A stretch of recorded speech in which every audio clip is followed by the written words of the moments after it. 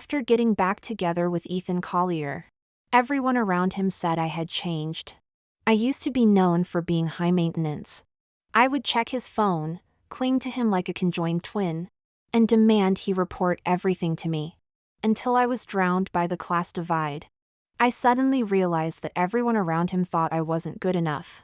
Later, I became his bed partner. Docile and attentive, I didn't dare speak of love, excelling at exchanging sweet words for his money. But he grasped my hand and asked why I didn't love him anymore. Ding! This novel reminds you to click the subscribe button in the bottom right corner to read the complete novel. I ran into Ethan again while I was entertaining investors over drinks. Due to investment losses, I was being berated mercilessly, forcing a smile as I downed glass after glass. I rushed to the ladies, forcing myself to be sick, leaving my eyes red and stinging. That's when I locked eyes with Ethan. He moved through the crowd like a star, never short of admirers vying for his attention. In that moment of shock, his gaze swept over me dismissively, as if I were nothing but rubbish. I remembered shouting at him when we broke up. What's so great about being rich? Now, after being beaten down by life countless times, I finally understood just how great it was to have money. After our split, I'd become this pathetic mess, and my ex had caught me red-handed. When I re-entered the private room, the once aggressive investor was now fawning over Ethan, calling him Mr. Collyer. The investor extended his hand, but Ethan didn't reciprocate, creating an awkward moment. The investor was my client, and Ethan was my client's client. I couldn't afford to offend either, so I played the part of a smooth operator.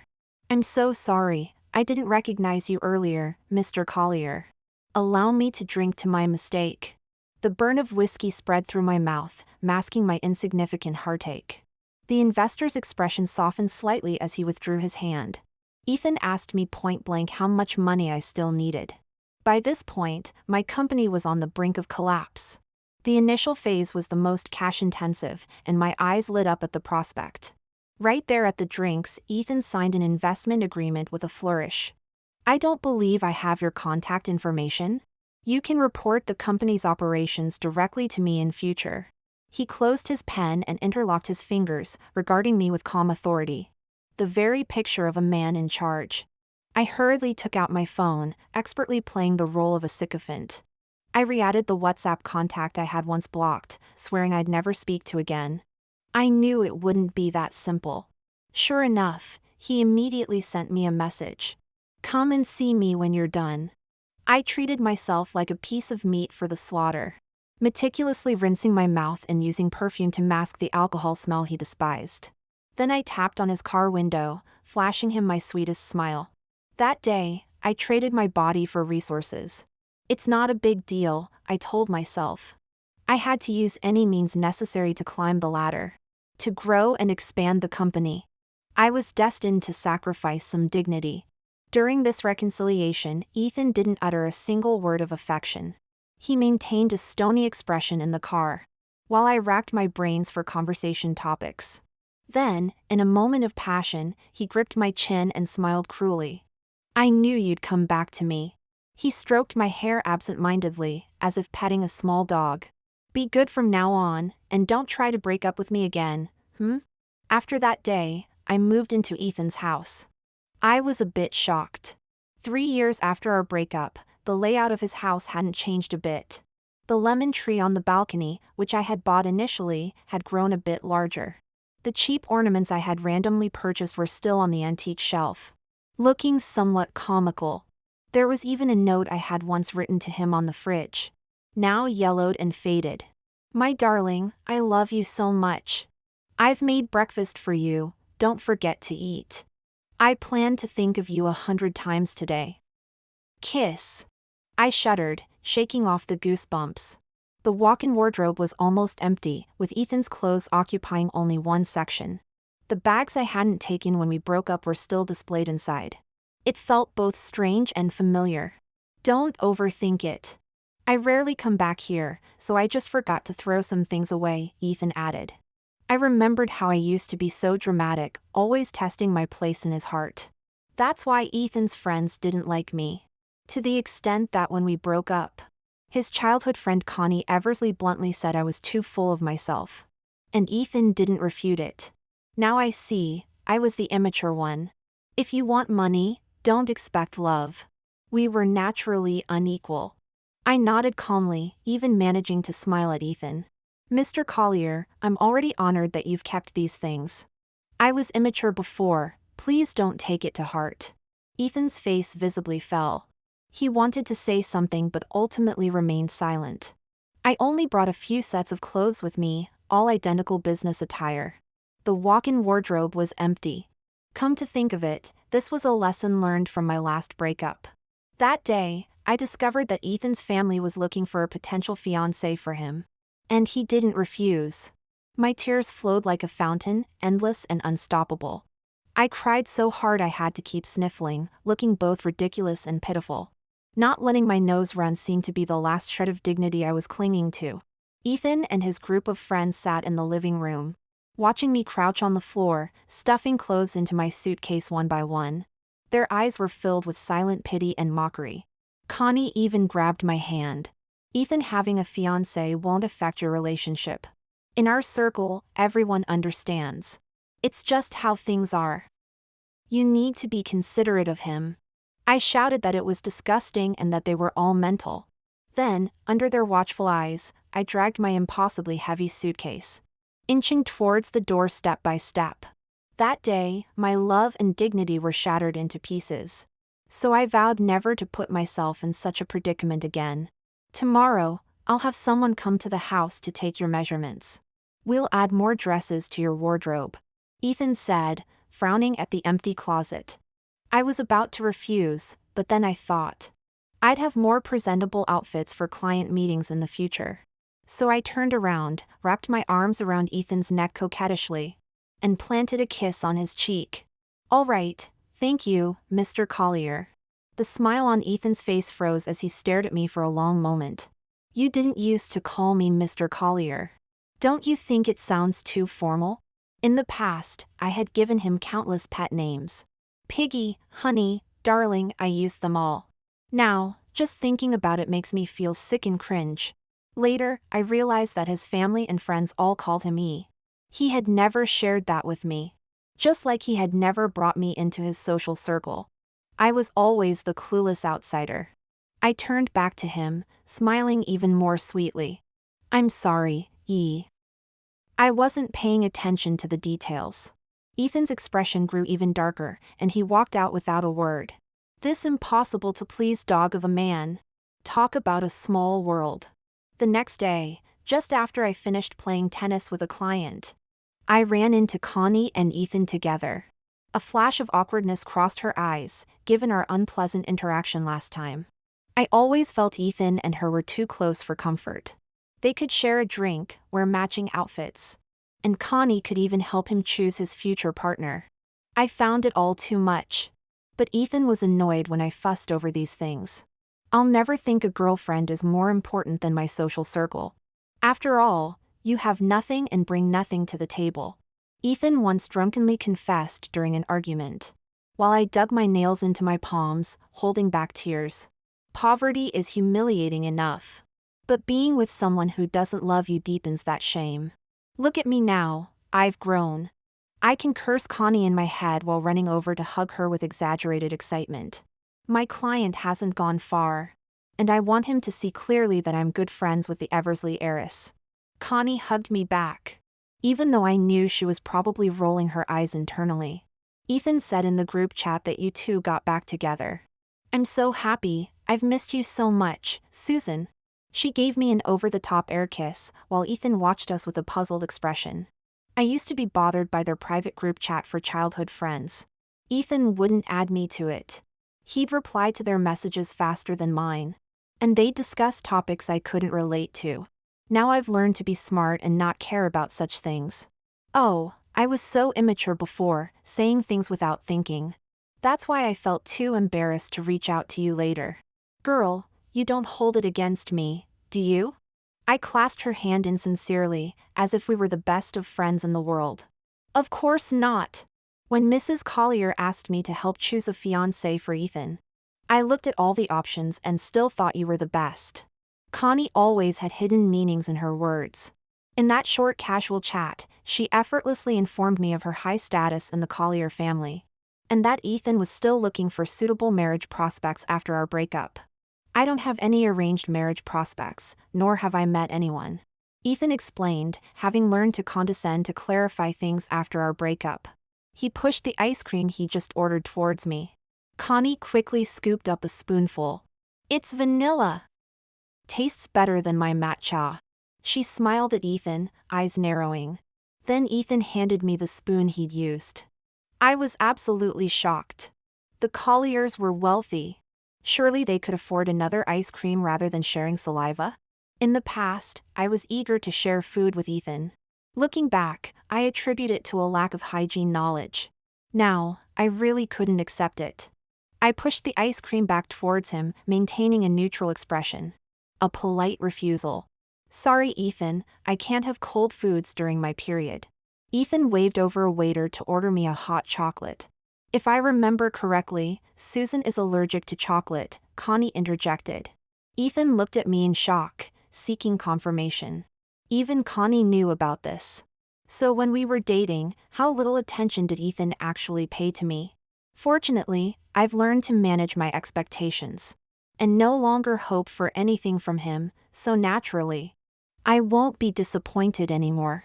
As I was leaving the tennis court, I caught a glimpse of a familiar figure on the court. Shane Fanchen, my best friend Mavis' favorite tennis player. I casually took out my phone and snapped a couple of photos to send her. She immediately replied with a string of OMGs. I was chatting and laughing when Ethan leaned over to look at my phone screen. I instinctively switched it off. His smile faltered, and he radiated an aura of annoyance. I couldn't let my patron get upset. I took the initiative to hold his hand. I'm sorry, I'm not used to people looking at my phone after work. I didn't mean to.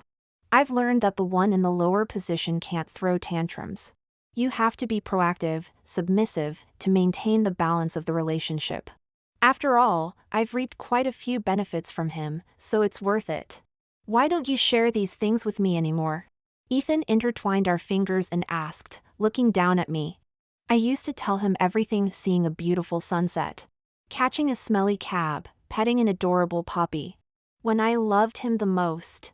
I always had a burning desire to share, even if the responses were few. I clung to his arm and shook it gently. You're too busy with work, I don't want to bother you. In truth, I just didn't think of him anymore. Ethan stroked my hair, saying nothing. From that day on, he started messaging me as if possessed. While I was having dinner with a client, he sent me a photo with a brief caption. Lunch. A question mark popped into my head. Why send this to me? It wasn't polite to use my phone with the client still there. So I only managed to reply after seeing them off. Great balance of meat and veg, brilliant. While driving, my phone started buzzing again. I have a business dinner tonight, so I'll be home late, around 11. Don't wait up for me. Ethan added another message. Hate these dinners. I suppressed my irritation and replied. I hate them too, don't drink too much, take care of yourself. After our positions were reversed, I finally realized how annoying it must have been when I used to message so frequently before. I quickly messaged the company's programmer to connect my WhatsApp to an AI reply assistant. Let AI be the perfect girlfriend who replies instantly in my place. Ethan returned home with a slight buzz from the drinks. Although he had said not to wait up, I still prepared a hangover cure and sat in the living room, ready to embrace him the moment he walked through the door. Ethan smiled at me. Loosening his tie with one hand, his expression relaxed and open. It was the first time he had smiled at me like that since we got back together. I felt a bit dazed, as if transported back to when we first met. I sighed inwardly, thinking how life would be if it could always be like that first encounter. He picked me up, his lips finding my neck as his breathing deepened. This is perfect, you're so good. After you left, I imagined this day countless times, you waiting for me at home like you used to. My lips smiled, but my eyes remained cold. From his perspective, I used to wait for him obediently. But Ethan, do you know how much anxiety and sadness I endured during each night I waited for you to come home. I'd message you with no reply, call you with no answer. I knew you had another, more exciting world that didn't include me. I'd sit quietly on the sofa and cry for a while, check the clock, snoop on your WhatsApp status and Connie's Twitter feed, to guess how long before you'd return. In my mind, I'd imagine breaking up with you on your knees begging me not to leave. But I couldn't bear for us to end like that. I despised myself for being so pathetic, yet I couldn't stop. It was all because I loved you, Ethan. But he couldn't see any of this, nor did he care. Can I have a little reward? Hint, I'm a bit short on cash lately. I hid the coldness in my eyes and snuggled against Ethan's chest, focused on extracting what I could from him. He entwined his limbs with mine, pressing close, his warmth seeping into me. Is this number satisfactory? He finished the transfer just as his phone died. I counted the zeros, then stood up with a bright smile to heat up his hangover cure in the kitchen. My phone's dead. Use yours to call my assistant. Ethan called from the living room. I agreed. When there was no response for a while, I came out with the hangover cure to find him glaring at my phone, his expression dark. He held the phone up to me, and I realized he had discovered the auto-reply assistant in my WhatsApp. He cursed, violently throwing the phone. It hit the wall with a loud bang. So you've been fobbing me off this whole time? His eyes were bloodshot as he gripped my shoulders, forcing me to look at him. Why are you always so distant? What am I to you, really? Arguments are endless and meaningless. I learned this lesson from our previous relationship. Every time I told Ethan he was being perfunctory and didn't care about me, he would show an impatient expression and ask what I wanted this time. It turns out our love was never equal from the beginning. His indifference towards me was taken for granted. But if I treated him the same way, it became a great injustice. So I embraced him, extinguishing his anger with a passionate bout of lovemaking. In the heat of the moment, Ethan cupped my face. Do you still love me, Susan? He buried his head in my neck, leaving a deep kiss mark. I want you to treat me like you used to. I closed my eyes briefly. You're drunk. Go to sleep. I was exhausted, undignified, and skilled at forcing myself. But at least now, I didn't want to say anything insincere. I quietly got up to clean myself, but he grabbed my wrist. Why have you never used the handbag I gave you? I put on my clothes, buttoning them up one by one. He fell asleep as soon as he finished speaking, his eyelashes casting dense shadows in the hollows of his eyes. Like an angel. But when he's awake, he says many hurtful things. When I cried about wanting to break up with him, he coldly looked me up and down. Equality? What do you have to be equal with me? Everything you're wearing was bought by me. So I cried and threw the necklace and handbag at him, while he looked at me mockingly. Even your underwear was bought by me. Keep stripping. An overwhelming sense of humiliation engulfed me. So I learned to be smarter, giving all the handbags he bought me to clients to maintain my network. I tried hard to convince myself to be good, be better, to get more benefits from him. After all, that's why I got back together with him. But muscle memory is hard to change, and I still maintained a strange affectation. Ethan and I tacitly avoided mentioning that night's argument. He also stopped sending me messages, the WhatsApp page only showing a constant stream of transfers. Until my birthday. I used to be someone who placed great importance on rituals and celebrations. I never missed a single holiday or anniversary, big or small. As a young girl, I had plenty of time to spare. I loved finding any excuse to celebrate with Ethan, to spend time with him. Ethan, however, was the complete opposite of me. He would say, Susan, can't you stop being so annoying? Susan, if you want a gift, just say so. Susan, our lives are different, my hourly rate is millions of times yours. After we broke up, I started working and building my own business. As my free time became increasingly scarce, I began to understand Ethan's perspective. With such a packed schedule, I even forgot that today was my birthday. I had been trying to arrange a meeting with Shane for a long time, and finally managed to set up a dinner. He had recently won an international championship. and was at the peak of his career, becoming one of the most influential athletes. I wanted to persuade him to be a brand ambassador for my company.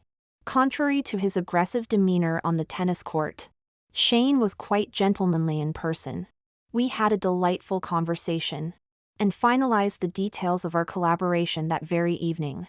"Ms. Bennett, this isn't the first time we've met," he said, extending his hand for a handshake. I smiled at him. "I remember that time at the tennis court." Shane shook his head. "It was much earlier than that." Lost in thought, I failed to notice the camera in the distance. I was caught on camera having dinner with Shane, and by that evening, it was trending on Twitter. My mind raced, and after getting approval from Shane's team, I decided to keep the topic hot. Announcing our collaboration at the peak of the buzz would maximize its impact. However, another force was working against us, with resources far beyond our level, and quickly suppressed the trending topic. Things didn't go as planned. Feeling defeated, I returned to Ethan's house. "Where have you been?" The house was dark and quiet. I turned on the lights to find Ethan sitting ominously on the sofa, looking gloomy. In front of him was a lopsided cake. "Sorry, have you been waiting long?" I tried to take his hand, but he pulled away. "I'm such a fool for making you a cake by hand, wanting to give you a proper birthday celebration. Meanwhile, you're out having dinner with someone else. Not even bothering to call me." He shouted at me hysterically, his eyes rimmed with red. We stared at each other in silence. I pushed down my annoyance, but couldn't help frowning at him. "You once told me that making something by hand doesn't make it precious." I had done such things before. I'd given him hand-knitted blankets, homemade biscuits, and cherry tomatoes I'd grown myself. Ethan had carelessly stuffed them in corners and used until they went moldy. What had Ethan said then? "Susan, when will you understand that the value of something is determined by the socially necessary labor time? Don't try to convince me that things you make yourself are worth more." While I was making these things, I was always thinking of him. All my love to him, these were worthless things. I finally grew up and learned the lesson he taught me about not being sentimental. Now, I returned those exact words to him. "Why have things you make suddenly become precious? Is it because you're Mr. Collyer, because you're high and mighty? Because you were born superior to me?" At that moment, the crooked cake collapsed, becoming even uglier. Ethan's chest heaved as he rushed over to embrace me. "I'm sorry. You've been resenting me all this time, haven't you?" His cheek pressed tightly against mine, our tears mixing salty and bitter. "From now on, I'll try to see things from your perspective. Do you still love me like before? Can we be good together?" His arms bound me tightly as he kissed me, almost possessively. Perhaps for a moment, I wavered. But his next words were like a bucket of cold water. "I'm so jealous of Shane. So this is how you felt when I was with Connie before." I could feel the vibration in his chest as he spoke. So I immediately had my assistant take down that trending topic. "Don't worry, I've handled everything." I broke free from the brief moment of tenderness and sat up abruptly to look at him. Ethan tried to reach out and touch my face, but I slapped his hand away hard. Then, with a loud smack, I slapped him across the face. 5 clear fingerprints appeared. "So it was you." Ethan looked at me, shocked and humiliated. "Have you gone mad?" I slapped him again with the back of my hand. "I'm warning you, work is my bottom line. Don't interfere. If there's a next time, we're completely finished." I pushed Ethan away and left his house. Fortunately, learning from our previous breakup, I hadn't left any important belongings at his place, so I could walk away easily. Love truly is something that makes people arrogant and contemptuous. In the past, Ethan relied on my love for him to torment me as he pleased. After we got back together, if he didn't message me on WhatsApp, didn't make me a cake, didn't let me see any sign that he liked me, I would have kept treating him like a patron, always putting him on a pedestal. But once love is exposed, it's like handing someone a knife. We become careless with our words, lose our sense of boundaries, and hurt each other like madmen. In the end, it turns out Ethan and I are quite similar people. I held my ground for a few days. Then the company's finances tightened again, instantly knocking me back to square one. This whole affair, you see, was terribly embarrassing. I cursed myself for letting anger cloud my judgment, unable to distinguish between the important and the trivial. Without further ado, I swallowed my pride and sent Ethan a long string of conciliatory messages. After a full day, he deigned to reply with 6 words. "Wait for me outside the office." That bloody git. While cursing him in my mind, my fingers swiftly tapped out a response. All right. As luck would have it, just as I arrived at his office building, it started pouring down. I nearly ended up drenched like a drowned rat. The security guard at Ethan's company was extremely diligent, saying I couldn't go up without a prior appointment. My calls to Ethan went unanswered. That petty, vindictive man. I glared at my phone, wishing I could tear Ethan limb from limb. Susan? What are you doing here? The rain suddenly stopped above me. I looked up to find myself face to face with Shane. An umbrella. Suddenly, I remembered something. It was when Dad first took me to watch a youth tennis tournament. The match was one-sided, with the outcome a foregone conclusion. Almost the entire crowd was cheering for the other player. Shane lost badly, walking off the court alone with his oversized tennis bag. The interviews and applause were all focused on the other player, leaving him isolated with nothing.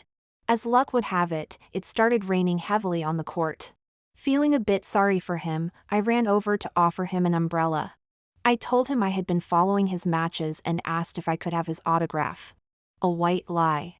But Shane looked up in surprise and delight, solemnly telling me that he would definitely play better in the future and not let me down. It was you. I remember now. You were amazing. I brightened up, smiling at Shane. Back then, I was a nobody. You were the first person to ask for my autograph. He handed me the umbrella. I have several friends who are interested in your company. If you're looking for funding, you don't necessarily have to go through Mr. Collyer. I could put in a good word for you. My eyes lit up again, and I nodded vigorously. Actually, Mr. Collyer isn't right for you, Shane began, but I cut him off. Quick question, you're helping me so much, do you fancy me? Time was precious, and I no longer had the time or energy for ambiguous flirtations. Shane paused for a moment, his eyes filled with amusement. What if I said yes? I handed the umbrella back to him. Then I'd have to keep my distance from you. Awkwardness spread between us, and my phone rang at just the right moment.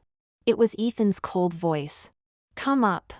I looked up to see him standing by the large floor-to-ceiling window on the top floor, watching us with a gloomy expression. The red mark on Ethan's face hadn't faded yet, hidden behind his mask. I felt a smile tugging at my lips, but seeing his furrowed brows, I managed to suppress it.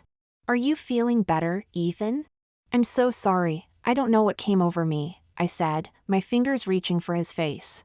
Ethan let out a cold snort but didn't resist as I gently removed his mask. Please don't be angry, love. I know I was wrong. I pleaded, wrapping my arms around his waist and standing on tiptoes to kiss his lips. Are you really sorry? If I hadn't called you earlier, you'd probably still be chatting away with Shane. Ethan said, pulling me close. When he's jealous, there's only one surefire way to handle it. I locked the door to his office and turned back to him with a smile. We've never done it here before, have we? I asked suggestively. Ethan's grip on my waist tightened suddenly. I slowly began unbuttoning his shirt, my fingers trailing downwards as I whispered in his ear. But babe, my company hasn't been doing well lately. I haven't had the energy to focus on our relationship properly. It's not that I'm deliberately being distant. Ethan smiled, his eyes clearly saying I knew it. You don't really love me, do you?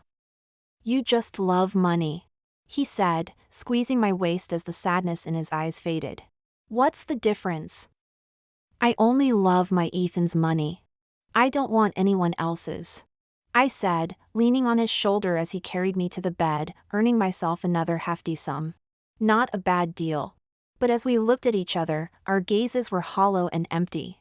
As if we saw through each other, yet consciously chose to sink deeper. Ethan invested in my company with one additional condition. I had to accompany him to meet his friends. He must have said something to them beforehand, as those who had previously been rude to me now restrained their attitudes, respectfully calling me Mrs. Collyer. So he could have done this all along, but simply chose not to take me seriously before. I greeted each of them politely. Now, I no longer fret over such details, adding them one by one on WhatsApp. They're all CEOs and executives of this and that. Who knows when they might come in handy? Even if it's just exchanging likes on social media posts. At least it keeps me on their radar. Ethan kept fiddling with my hand. Don't chat with them too often, he whispered in my ear. I might get jealous. His friends burst into laughter, while I felt a chill run down my spine. I finally realized how cheesy and cringeworthy my own past declarations of ownership had been. It's true what they say, there's no such thing as a free lunch. When the company finally started to show some progress, Ethan's mother came to see me. I silently pondered what she might say to me. Would she throw a large sum of money in my face like in TV dramas? Asking me to leave Ethan? If the amount was substantial enough, I might consider it. I prepared myself for a battle as I went to meet her. But Mrs. Collyer started by asking about my company.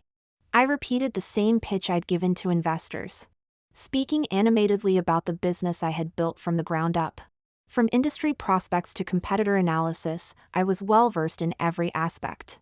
If you're interested in investing, I'd be more than happy to discuss it, I added. That's wonderful. I like women who have their own careers, Mrs. Collyer said, then changed the subject. But we all feel that you and Ethan aren't suitable for each other. I rested my chin on my hand, waiting for her to continue. If we were to break up, how much money are you planning to offer me? I asked.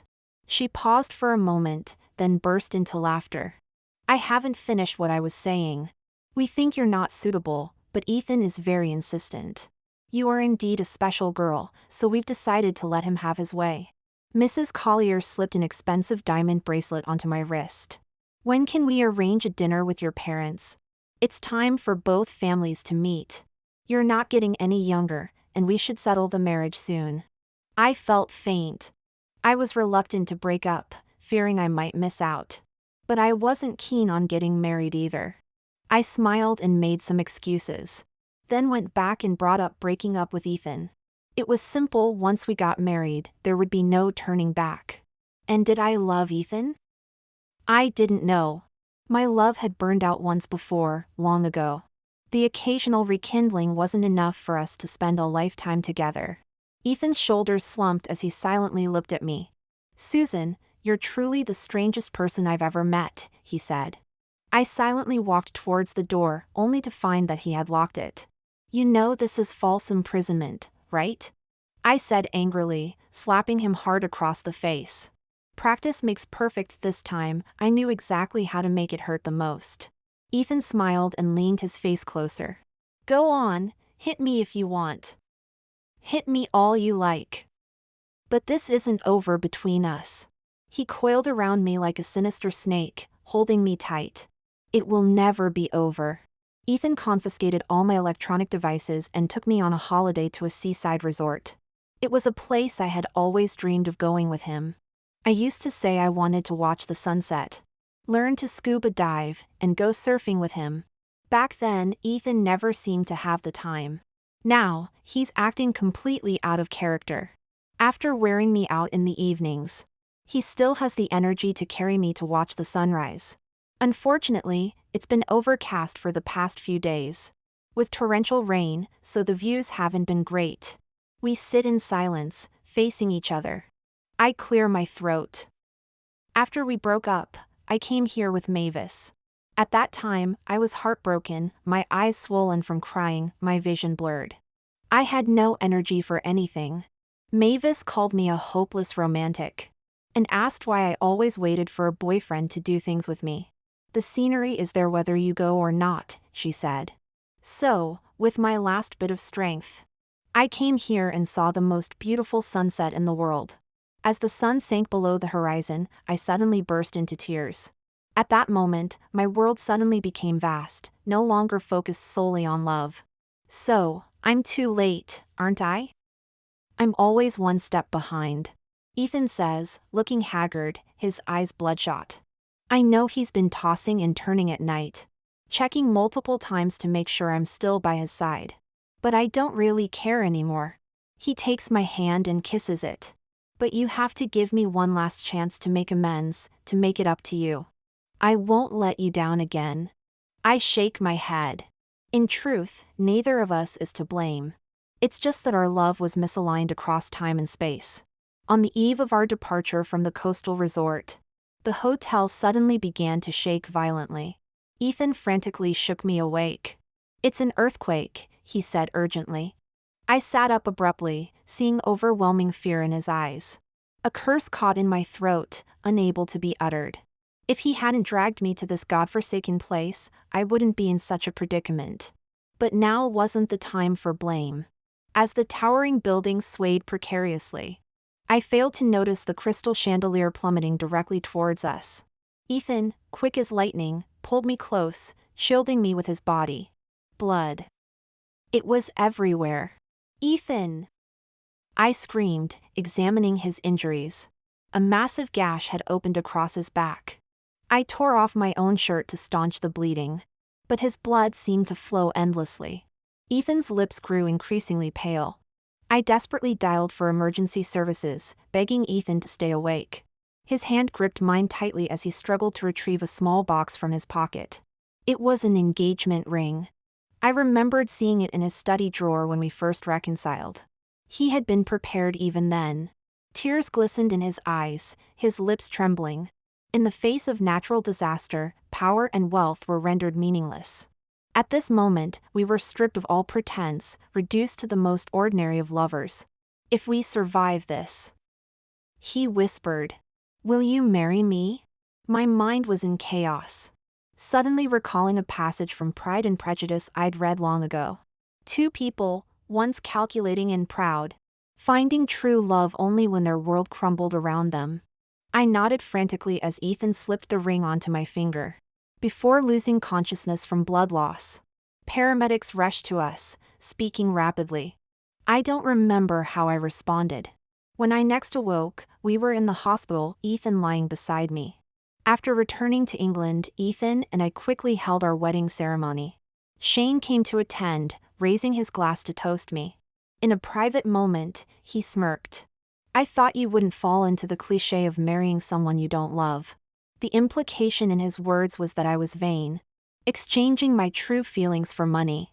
So what? There are plenty of men who do this, why not criticize them? Besides, whether in terms of emotions or finances, Ethan is my best solution. Dressed in my white gown, I argued with him. Marriage is just the most primitive means of livelihood for women. I've long decided that I can make any sacrifice to move upwards. I always face myself frankly, accepting my dark side. Ethan's hand hovered lightly at my waist. When I proposed, you cried almost to the point of fainting. That's not what you said then. He looked challengingly at Shane, watching him flee in embarrassment. I lied to you. I was afraid you'd really die, and then there'd be no one to give me money anymore. I gave him an ambiguous smile. My husband had matured enough not to be angered by such words. He caressed my wedding ring, generously sharing half of his property with me. Whether we love each other or not, at least we belong to each other now. Love requires a long struggle and contest before one can glimpse the true heart. Our contest has only just begun.